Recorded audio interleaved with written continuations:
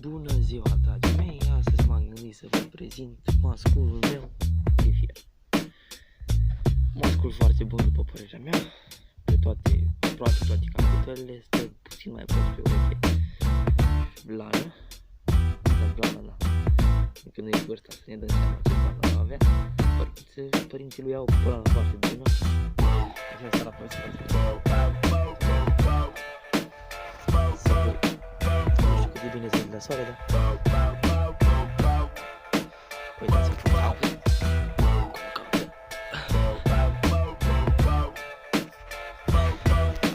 Mult mai mult spațiu aici acolo.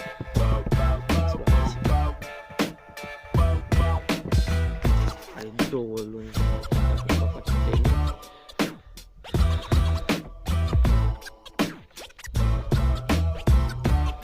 Îl voi separa.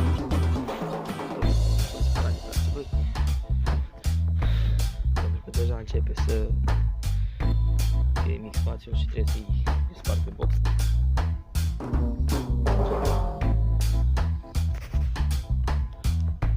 Mascul bun,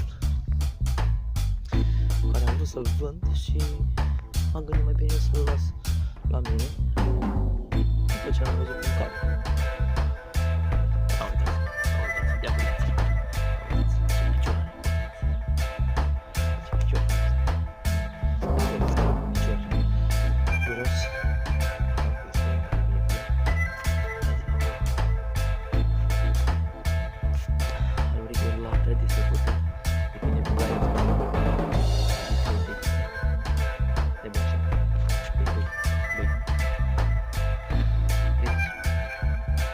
Videoclipul de mâine vă voi prezenta animațiile zile.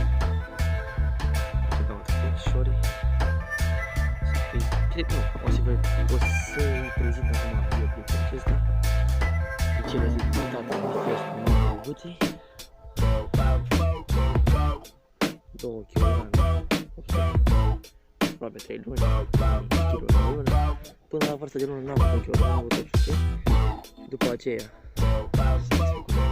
stai băi frumos. S-a făcut și-a dat drumul.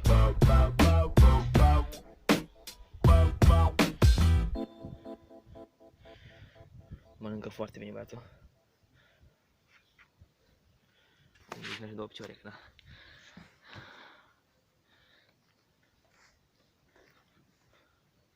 Stai băi, băi.